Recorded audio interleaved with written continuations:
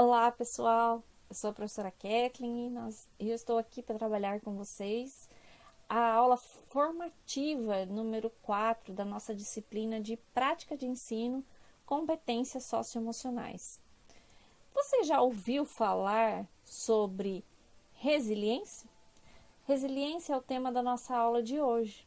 E quando falamos de resiliência, nos vem à mente inúmeras possibilidades para tratarmos a respeito de um tema que tem sido um movimento de muita pesquisa, de muito debate no âmbito da educação.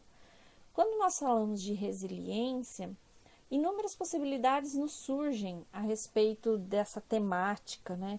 De como tratar essa temática, como essa temática pode ser tão necessária para o processo formativo docente. Na área da filosofia, existem outras relações que se remontam à resiliência. E nós sabemos que resiliência no mundo de hoje é fundamental, principalmente no que se refere à prática pedagógica exercida pelo professor em sala de aula e no que se refere às ações, no processo de ensino-aprendizagem. Ações essas que muitas vezes nós professores acabamos negligenciando no seu processo de construção, no seu processo de efetivação. Então, para iniciarmos essa aula formativa, que tem como título Resiliência, eu trago essa frase de um autor desconhecido sobre o tema. Resiliência é treinar a paciência para que o estresse não te faça explodir. Será que nós, professores, quando estamos em sala de aula, nós somos resilientes? Será que nós somos daqueles professores que conseguem olhar para a turma e ver a diversidade que permeia aquela sala de aula? Quando a gente fala em resiliência, essa resiliência, ela logicamente não vai atuar somente no campo profissional. Ela também é para o campo pessoal, para o campo financeiro, para as relações exteriores à nossa família.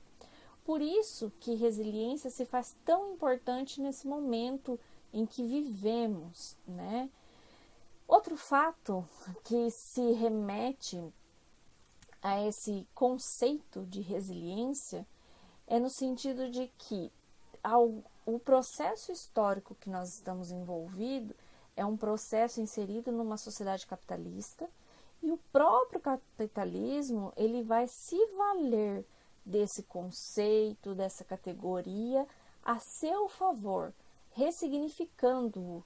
E ressignificá-lo vai no sentido de realizar o quê?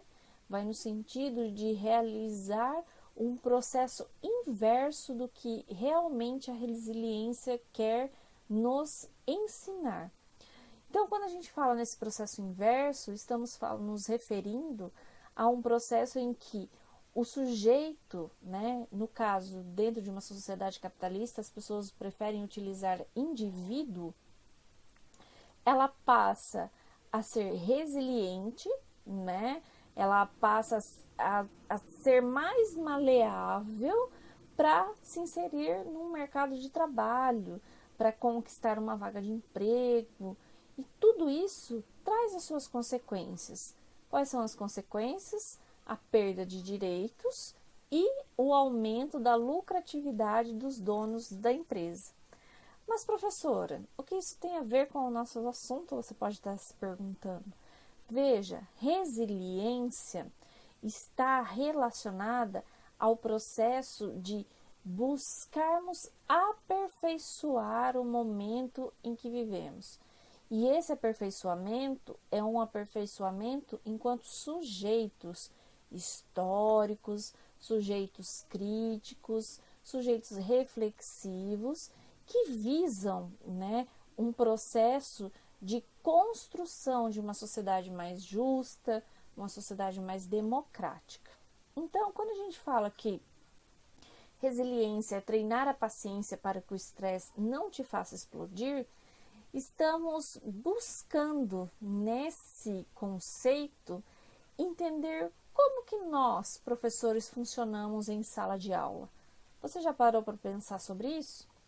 Então, antes de aprofundarmos um pouquinho nesse assunto, eu trago o conceito do que vem a ser resiliência. A resiliência, ela é um conceito ou uma categoria que provém da física, da área da física. Então, olha só o que está escrito lá no slide. Termo proveniente da física é a capacidade que alguns corpos apresentam em voltar ao seu estado original depois de passar por uma deformação. Então, olhem as imagens passando aí na sua tela. As pessoas estão fazendo o quê? Estão moldando, né? Remodelando aquele objeto. E ao remodelarem, esses objetos tendem a voltar à sua forma normal. Isso é resiliência.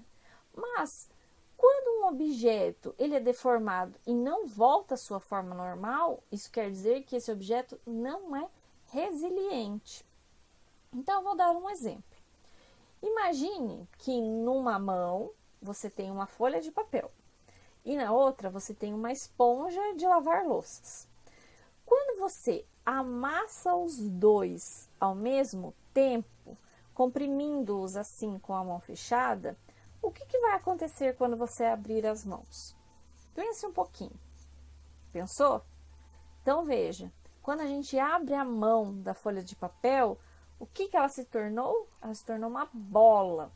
E nós modificamos essa folha de papel, né? E a partir do momento que a gente tenta abrir ela vai continuar a mesma coisa?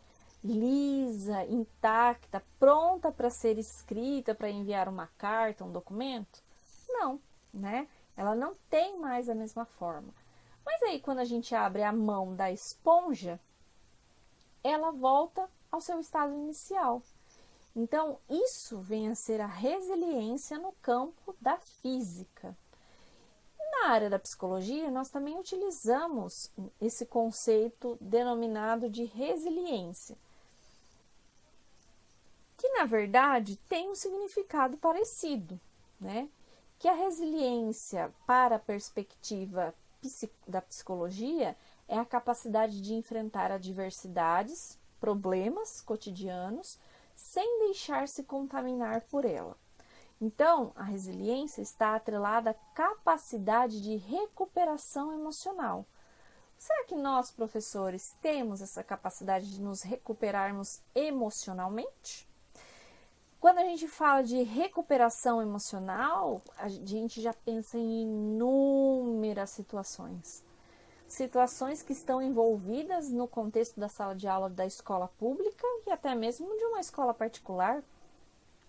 Você, enquanto estudante, já voltou ao seu estado emocional antigo depois de passar por alguma dificuldade ou atribulação no cotidiano da sala de aula ou no cotidiano da escola?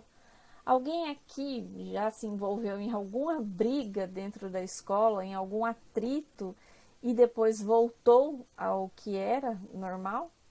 Dificilmente nós, seres humanos, né, tanto professores quanto alunos, isso não nos é trabalhado, principalmente aquilo que nos envolve ou até mesmo aquilo que pegamos para nós.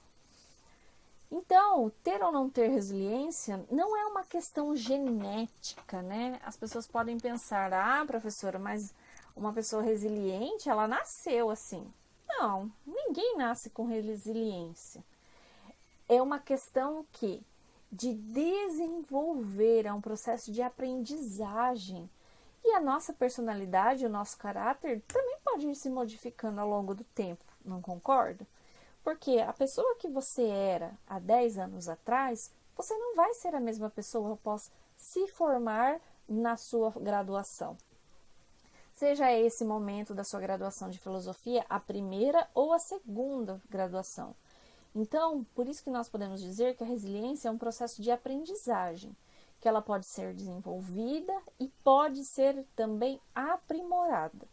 Então, a resiliência ela vai nos tornar capazes de cada vez mais possamos lidar com os problemas dos alunos, inclusive dentro desse cotidiano escolar do nosso país, que tem sido cada vez mais turbulento.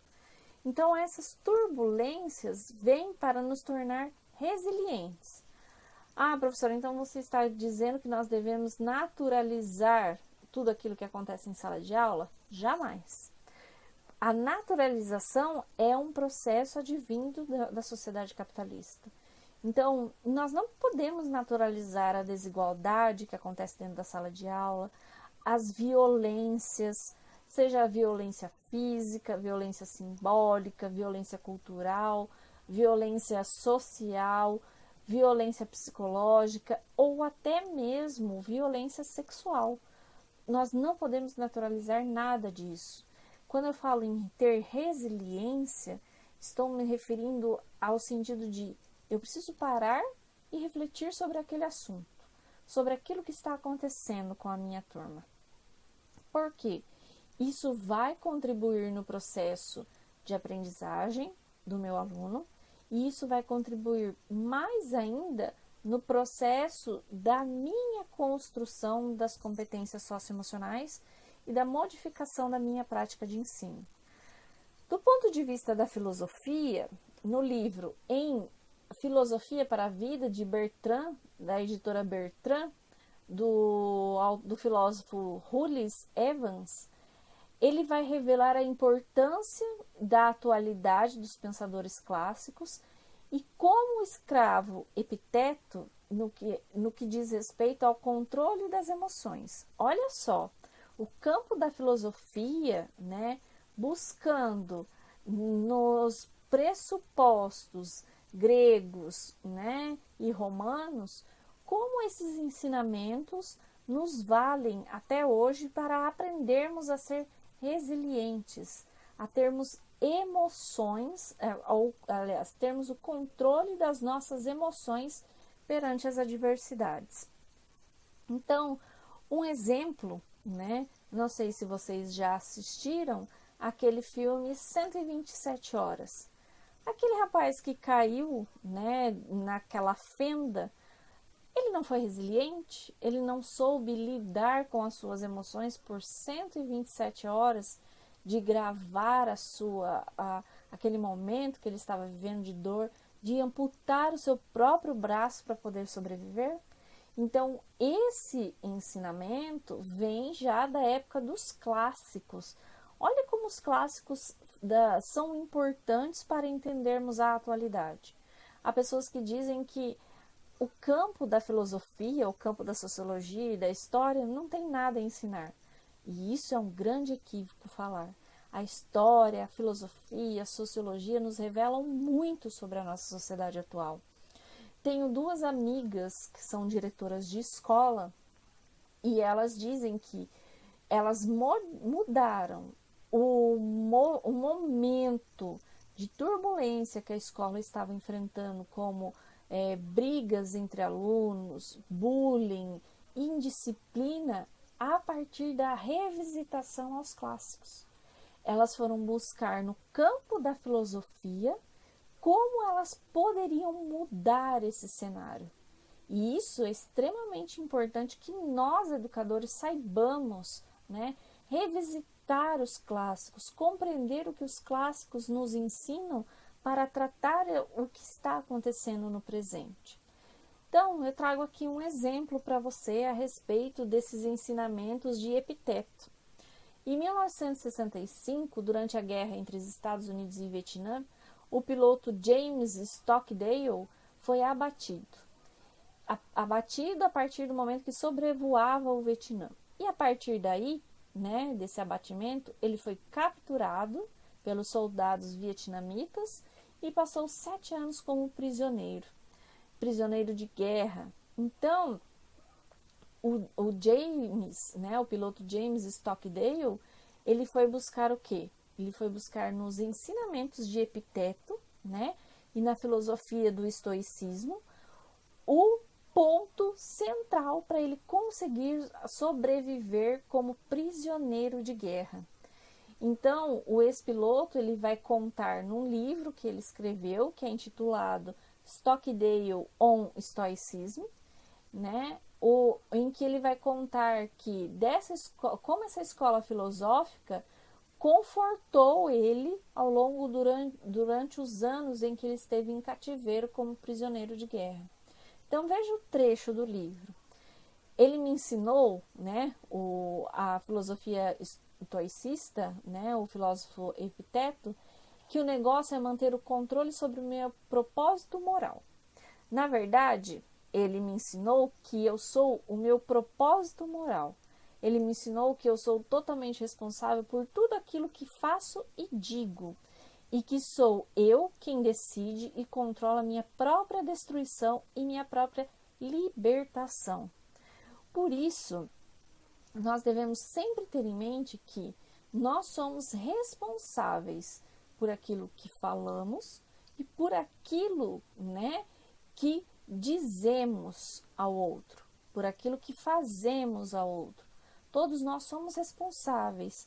E quando nós estamos em sala de aula, essa responsabilidade aumenta, porque nós estamos num processo de formação daqueles sujeitos e nós somos responsáveis por aquilo que ensinamos e por aquilo também que fazemos. Denegrir a imagem do outro não condiz com esse processo. Então, eu vou contar um exemplo para vocês de um processo formativo, né, que aconteceu comigo.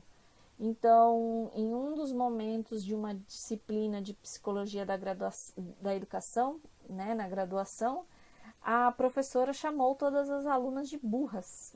Então, vejam a responsabilidade que ela tem e teve e ainda tem a respeito dessa infeliz frase.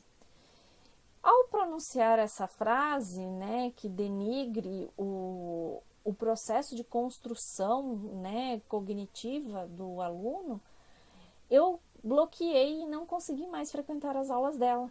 Então, assim, eu precisei mudar de turno, né, mudar do período matutino para o período noturno, precisei frequentar aulas de outros professores com outra turma para conseguir aprender a respeito daquela disciplina.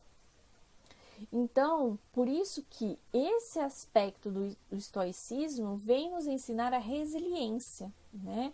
Que somos responsáveis pelo que fazemos e dizemos ao outro e sou responsável pelas minhas próprias emoções, como eu trato o outro. Então, a vertente estoicista, ela diz que acalma no meio do caos. Então, nós precisamos nos acalmar no meio do caos. Você, enquanto acadêmico, estudante da educação básica, já deve ter presenciado inúmeros profissionais que gritavam em sala de aula, que tentavam vencer os alunos no grito, na voz, e nunca chamavam os alunos para o debate, para a conversa, sempre no enfrentamento. Esse professor tem resiliência? Será que esse professor tem competência socioemocional para estar em sala de aula? Então, quando o estoicismo diz que é necessário ter calma no meio do caos, ele está nos ensinando a termos prudência. E como viver uma boa vida em um mundo tão imprevisível? São perguntas para você refletir. Como fazer o melhor dentro das nossas possibilidades, aceitando, ao mesmo tempo, o que está fora do nosso controle? Como será que nós aceitamos aquilo que está fora do nosso controle? Nós conseguimos fazer isso? Em sala de aula, como isso vai acontecer? A partir do momento que você planeja uma aula e essa aula sai completamente diferente daquilo que você planejou. Você precisa, né, visar possibilidades naquele momento que está fora do seu controle. Porque nós nos agarramos tanto a um plano de aula que muitas vezes não conseguimos, né, delimitar o caminho que vai nos fazer contornar a situação e voltar para aquele momento. Tavares diz o seguinte a respeito disso: ajudar as pessoas a descobrir as suas capacidades, aceitá-las e confirmá-las positiva e incondicionalmente é, em boa medida, a maneira de torná-las mais confiantes e resilientes para enfrentar a vida do dia a dia, por mais adversa e difícil que se apresente. Então, olha que ensinamento bacana, né? Nós precisamos aceitar as capacidades dos nossos alunos, incentivá-los incondicionalmente e positivamente. Não, nunca, jamais denigre a imagem do seu aluno, chamando ele de burro, chamando de incompetente, que nada do que ele faz dá certo, tá? Descubra as suas capacidades enquanto profissional da educação. Isso também contribui no processo de aprendizagem. E quando a gente vai falando disso, né, quando Tavares fala desse processo de resiliência, de ajudar as pessoas, você vai ajudar a descobrir a capacidade do outro e a sua própria capacidade enquanto sujeito mediador do processo de aprendizagem. Afinal, quem que é o centro da aprendizagem? É o aluno. Nós, professores, seremos e somos apenas mediadores. E essa mediação acontece por meio das competências cognitivas, das competências socioemocionais e principalmente da resiliência numa sociedade que está cada vez mais borbulhando, né, problemáticas que adentram a nossa sala de aula. Por isso, né, eu digo sempre a você, aluno, não deixe de estudar, leia os textos, leiam os livros didáticos, participem das lives, das atividades, faça tudo aquilo que possa aprimorar a sua formação acadêmica. Você fará um grande diferencial na escola pública, na escola privada e, principalmente, irá valorizar a educação, que é o que nosso país mais precisa. Então, um grande abraço e até mais. Tchau! EAD, Unicesumado, meu jeito, no meu tempo, em